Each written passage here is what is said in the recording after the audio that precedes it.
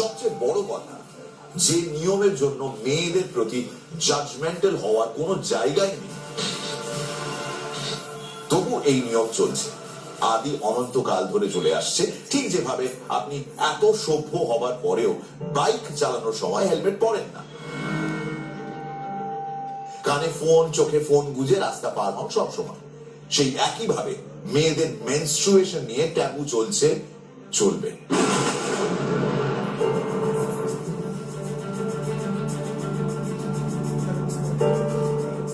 এই যেমন এক্ষুনি, ঠিক এক্ষুনি আপনি হাতটা বাড়িয়েছেন রিমোটের দিকে, ভাবছেন মীর মেনস্ট্রুয়েশন নিয়ে কথা বলছে, পাশে আপনার স্ত্রী কিংবা মেয়ে কিংবা ছেলে কিংবা মা সবাই অস্বস্তিতে ইতস্তত করছে, এতক্ষণে উঠেও যাচ্ছে হয়তো একটা একটা করে। মেনস্ট্রুয়েশন মেয়েদের জীবনের এই আদ্যপান্ত সহজ ব্যাপারটা এখনো বিবর্তনের রাস্তাটা দেখতে পাইনি।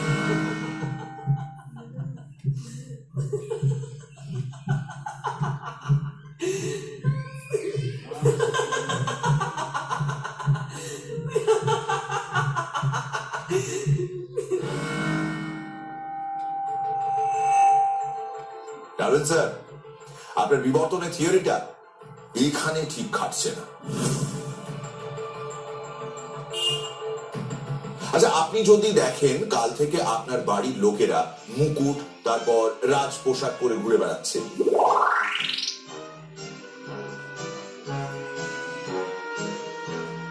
আপনি জিজ্ঞেস করলেন আজ দুপুরে কি রান্না হচ্ছে, উত্তরে আপনাকে বলা হলো অদ্যতি প্রহরে পরমান্ন সহযোগে কুক্কুট রহিলে। আপনি দু তিনবার করবেন, তারপর গুগল করবেন কুক্কুট মানে কি। আমি বলে দিচ্ছি, আপনার দুপুরের মেনু ভাত আর মুরগির ঝোল।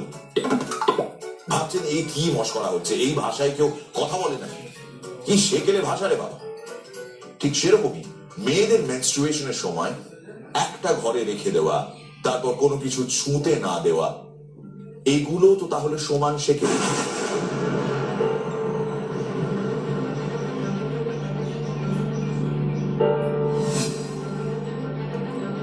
এমনিতেই মহিনোকে কোন দিনও ওর পাশে বসা যাবে না, ওখানে শোয়া যাবে না, অমুক জায়গায় দাঁড়ানো যাবে না, এটসেট্রা এটসেট্রা।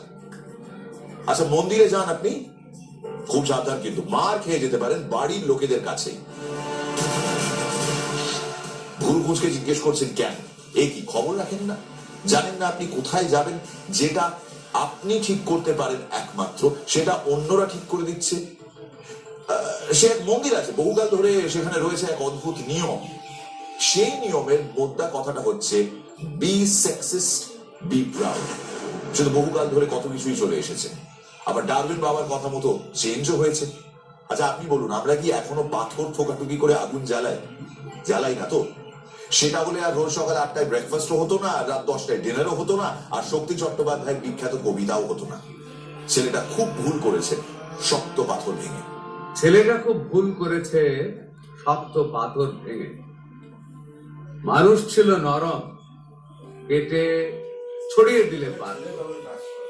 অন্ধ ছেলে, বন্ধ ছেলে, জীবন আছে জানলায়, পাথর কেটে পথ বানানো তাই হয়েছে ব্যর্থ। নিয়মও তো বদলালো, 1 পয়সা, 2 পয়সা, 10 পয়সা, এখন তো 1000 টাকাও চলে না। নমো করে গঙ্গার জলে ভাসিয়ে দিতে হয়। আর সেখানে রয়েছে এক মান্ধাতার আমলের নিয়ম, যে নিয়মকে কোর্ট করেছে খারিজ।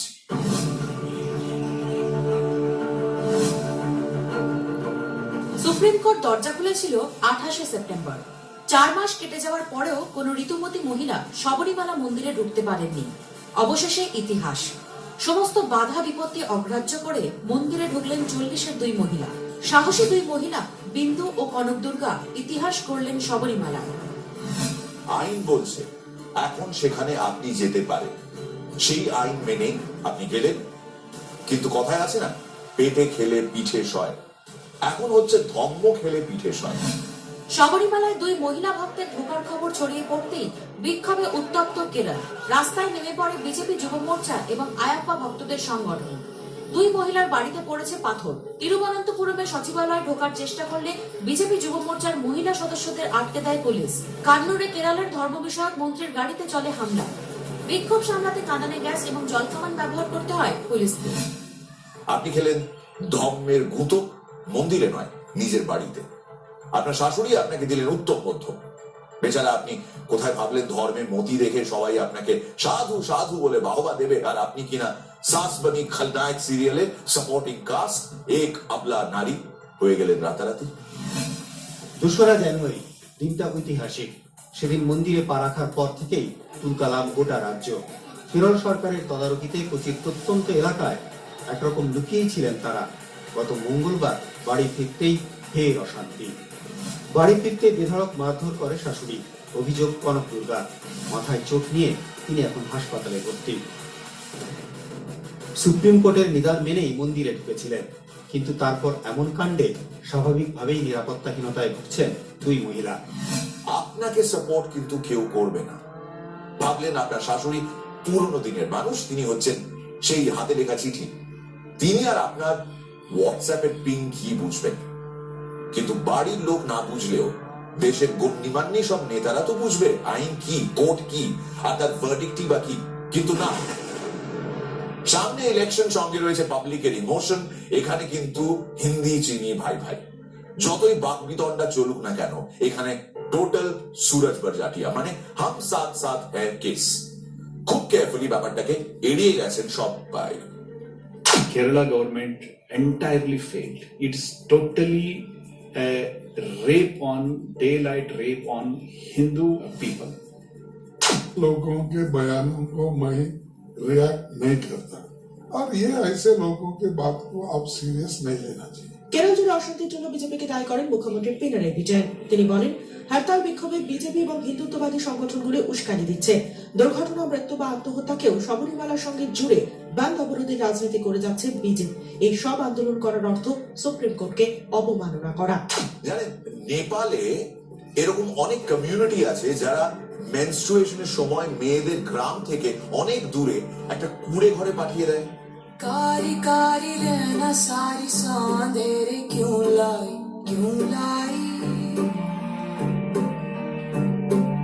रोशनी के पाँव में ये बेड़ियां सी क्यों आई। শুধু তাই নয়, সেই সময় মেয়েরা হয়ে যায় দি আনটাচেবলস। তারা কাউকে ছুঁতে পারবে না, কেউ তাদের ছুঁতে পারবে না, তারা খাবার খেতে পারবে না, তারা জল ব্যবহার করতে পারবে না, এমনকি রান্নার বাসনপত্র ব্যবহার করতে পারবে না। মেনস্ট্রুয়েশন শেষে তাদের জন্য করা হয় একটা রিচুয়াল, যার নাম ছপাড়ি। ছোট্ট বদ্ধ ঘরে আটকে থাকার ফলে মৃত্যুও হয়েছে অনেকের। तितलियों के पंखों पर रख दिए गए पत्थर, ऐ खुदा तुम है कहाँ। সরকার থেকে আইন করে এই রিচুয়ালকে ব্যানও করা হয়েছে, তবু আমরা মনুষ্য জাতি কখনোই নিয়ম মানার পক্ষে নই। এইসব দেখে শুনে আমি সমস্ত মেয়েদের একটা টিপ দিতে চাই। এক কাজ করুন, আপনাদের তো বলা হয়েছে এবং হয়ে চলেছে যে মহিনেকে 19 দিনও কমপ্লিট ভ্যানিশ হয়ে যেতে হবে, তাই তো? এই সুযোগ পারলে ওই কটা দিনের জন্য অন্য কোনো গ্রহে একটা টেম্পোরারি জায়গা খুঁজে নিন। এমনিতেও মুড সুইং, তারপর পেটে ক্র্যাম্পস, এসব তো লেগেই থাকে। ফলে অফিস করতে অনেক সময় অনেকের অসুবিধে হয়। এমন একটা ফিলিং যেটা পুরুষ হয়ে বোঝা সম্ভব নয়। আমি যে এই কথাগুলো বলছি, আমার নিজেরই অস্বস্তি হচ্ছে। পিরিয়ডস হওয়াটা ইটস আ ন্যাচারাল প্রসেস। ওর জন্য আমি ঢুকতে পারবো না মন্দিরে। I think we have become progressive enough to understand কি এটা খুবই খারাপ। আমার ছেলে বলে যে একজন মন্দিরে ঢুকতে পারবে, একজন মন্দিরে ঢুকতে পারবে না, এটা তো ঠিক নয়। वो तो ईश्वर का स्थान है। तो आई थिंक मेरे हिसाब से इन सब चीज़ में कोई भेदभाव नहीं करना चाहिए।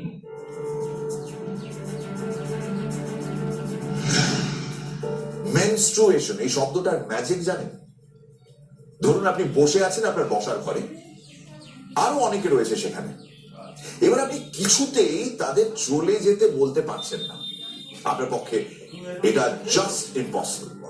আপনি তো আসলে ভদ্র, সভ্য। কাউকে এমনি এমনি চলে যেতে বলতে আপনার শিক্ষায় বাধে, রুচিতে বাধে। আমি আপনাকে একটা সহজ উপায় বলে দিচ্ছি। মেনস্ট্রুয়েশন এই শব্দটা শুধু একবার উচ্চারণ করুন, দেখবেন তারপর শুরু হবে শিক্ষিত মানুষের অশিক্ষার গলা খাকরানি।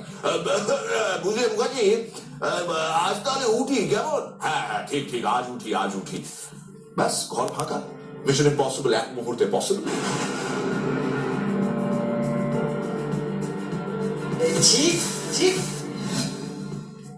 শুনলেই আতঙ্ক।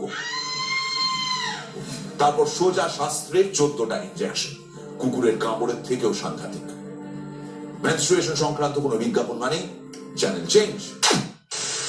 মেনস্ট্রুয়েশন সংক্রান্ত কোনো বিজ্ঞাপন মানেই তাতে লালের বদলে নীল রং।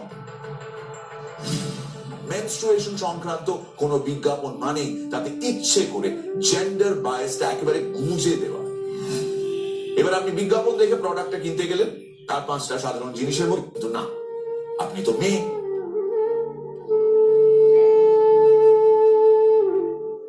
আপনি গেলেন দোকানে, এবার এই কেনাটাও একটা মিশন। দোকানে গিয়ে আপনাকে ওয়েট করতে হবে যতক্ষণ না দোকানের সব পুরুষ ক্রেতারা বাইরে বেরিয়ে যাচ্ছেন, চলে যাচ্ছেন, কারণ আপনি মেয়ে। আর যে মুহূর্তে আপনি, দাদা আমাকে অমুক স্যানিটারি প্যাডটা দিন তো, অমনি আপনার মাথার উপর স্পটলাইট, মুখে আলো, আপনার চারদিকে সমস্ত পুরুষ চোখ আপনাকে মাথা থেকে পা পর্যন্ত মাপতে শুরু করে দেবে। তাই আপনি অপেক্ষা করবেন শেষ পুরুষ ক্রেতা চলে যাওয়া পর্যন্ত। তারপরও আপনি ওয়েট করবেন, কারণ আপনি মেয়ে, কারণ আপনার চাই একজন মহিলা বিক্রেতা। কারণ কোন পুরুষ বিক্রেতাকে আপনি আপনার স্যানিটারি প্যাডের স্পেসিফিকেশন বলতে পারবেন না। চাই একজন মহিলা বিক্রেতা, তাকে পেলে আপনি চুপি চুপি জানাবেন আপনার আর্জি, আর সে নেবে একটা ব্ল্যাক প্লাস্টিক ব্যাগ আপনার হাতে, সেটা তিনি ধরিয়ে দেবেন। ব্ল্যাক প্লাস্টিক ব্যাগ পিরিয়ডস এর মতো নিষিদ্ধ বিষয়ের জন্য perfect weapon. Black plastic bag, কারণ আপনার পিরিয়ডস হয়েছে এটা সবাই জানতে পারলে তারা আপনার পিউবার্টি নিয়ে হিসেব কষতে শুরু করে দেবেন। कारी कारी रहना सारी सा अंधेरे क्यों लाई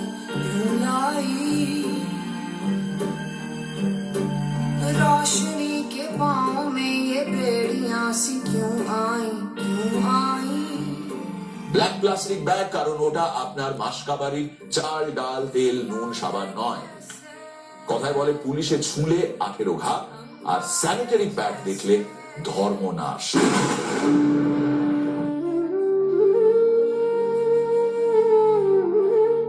পিরিয়ডস কথাটির চলতি বাংলা জানেন কি? শরীর খারাপ। একটি মেয়ে তার শরীরের স্বাভাবিক জৈবিক প্রক্রিয়ার চলতি কথা শরীর খারাপ। শরীরটা কার খারাপ? ওই মেয়েটার। ওই মেয়েটার সত্যি ওই মেয়েটার, নাকি আমাদের সমাজের? তবু প্রতিবাদ হচ্ছে এখন।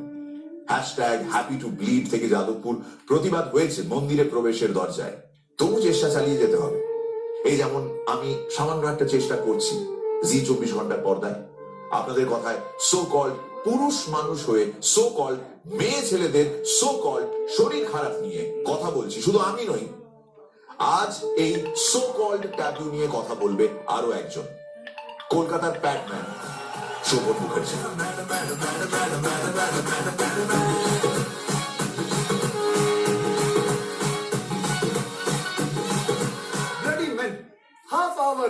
half hour man bleeding like woman, they straight die. Sovan মুখার্জিকে আদর করে কলকাতার প্যাডম্যানও বলা হয়। শোভনের সঙ্গে যখন আমার প্রথম আলাপ হয়, আমি অ্যাকচুয়ালি হাঁ হয়ে গিয়েছিলাম শোভনের কীর্তিকলাপ দেখে। বাট একটা ছেলে হিসেবে ও যেরকম মূর্তি ধারণ করেছে মেয়েদের লজ্জা নিবারণের জন্য, এবং যেভাবে তুমি কাজ করে যাচ্ছ, এর জন্য তুমি এই চ্যানেল জি 24 ঘন্টার তরফ থেকেই অনন্য সম্মান পেয়েছো গত বছর।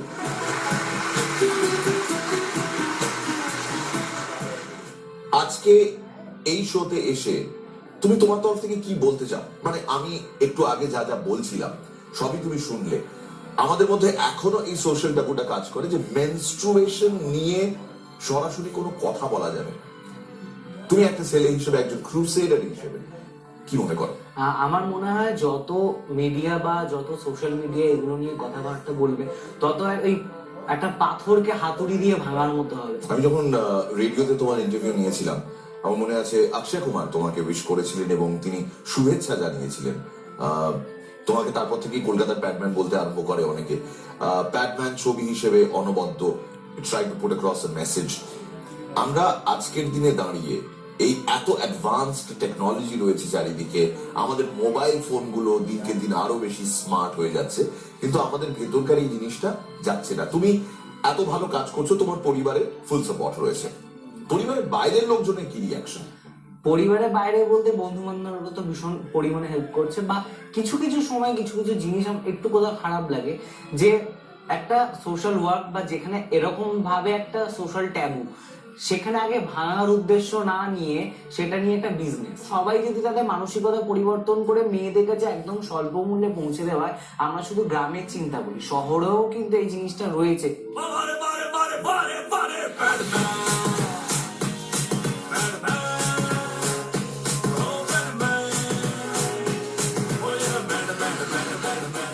কেন শোভন মুখার্জিকে কলকাতার প্যাডম্যান বলা হচ্ছে? কি সেই কাজ যেটা শোভন করে, যার স্বীকৃতি স্বরূপ সে পেয়েছে জি 24 ঘন্টা তরফ থেকে অনন্য সম্মান? সেটাও শোভনের মুখ থেকে একটু শুনি। হ্যাঁ, আমার যে ফার্স্ট কাজ সেটা তো হচ্ছে কলকাতার প্রতিটা ওয়াশরুমে আমি মেয়েদের এমার্জেন্সি পারপাসে স্যানিটারি ন্যাপকিনের বক্স বসিয়েছি। তো সেটা যখন কলকাতা 70টা ওয়াশরুমে কমপ্লিট হয়ে গেছে, সেখানেও একটা মেইন প্রবলেম, পারমিশন নিতে গিয়ে আমি একটা স্তর থেকে একটা স্তরে যখন যাচ্ছি, সেখানে আমাকে বাথরুমে যে গার্ড থাকে তার কাছেও পারমিশন নিতে চাই, আমি কি বসাবো, তার নানা রকমের কনসেপ্ট যে না। ইভেন আমার এক এক সময় কাজ করতে গিয়ে যারা বয়স্ক, যারা গার্ড বয়স্ক, তাদের তো কোথাও একটা পুরোনো মানসিকতা, তাদের সাথে ডিল করতে খুব প্রবলেম। ইভেন এক এক জায়গায় আমার বক্স খুলে ফেলে দিয়েছে, এরকম এই জিনিসগুলো রয়েছে। তো তারপর ওটার পর এখন একটা নতুন যে বন্ধন অ্যাপ, যে যার থ্রুতে কলকাতার প্রত্যেকটা ওয়াশরুমে তো নেই, 70টা ওয়াশরুমের নিয়ার লোকেশনে কোথায় আছে সেটা একদম শো করে দেবে। এইভাবে কাজটা এগিয়ে নিয়ে যাচ্ছে। এবার এই কাজটার জন্য অধিকাংশ ক্ষেত্রে যেটা তোমার হয়তো শুনতে হয় সেটা হচ্ছে, ঘরের খেয়ে বনের মোষ তাড়াতে যেও না বাবা, এটা তোমায় স্যুট করবে না। তুমি কি করে এই পুরো কাজটার জন্য ফান্ডস জোগাড় করো, এটা আমার জানার খুব কৌতূহল। ফান্ডস বলতে যখন প্রথম শুরু করি তখন নিজের কাছে 1000 টাকার মতো ছিল, সেটা দিয়ে স্যানিটারি প্যাড পারচেস করি। 3 দিনে শেষ হয়েছে, যেহেতু ফ্রি অফ কস্ট, ভালো কোম্পানি, ফ্রি অফ কস্টে দিয়েছি, সবাই নিয়ে চলে গেছে। তো তারপর মনে হলো যে আমি তো একটা বাথরুমে দিয়ে শুরু করতে চাই না, আমি তো কলকাতার প্রতিটা ওয়াশরুমে দিতে চাই, তার জন্য ফান্ডিং দরকার। নিজস্ব ম্যাগাজিন থেকে টোটাল প্রফিট মার্জিন অনুমতি দিয়ে দিই। এইটা সবসময় আমরা শুনে এসেছি ছোটবেলা থেকেই, that it's a man's world, মানে এই পৃথিবীটা পুরুষতান্ত্রিক পৃথিবী। কিন্তু যদি আমরা মহিলাদের জুতোয় একটু পা গলানোর চেষ্টা করি, বা এই স্যানিটারি প্যাডটার ইস্যুটা যদি আমরা ছেলেরা হাতে তুলে নিই, তো তাতে তো কোনো ক্ষতি নেই। কিন্তু তাও শোভন এবং শোভনের বন্ধুদের শুনতে হয় এই সমস্ত মেয়েলি প্রবলেম গুলোর মধ্যে নাক গলাস কেন?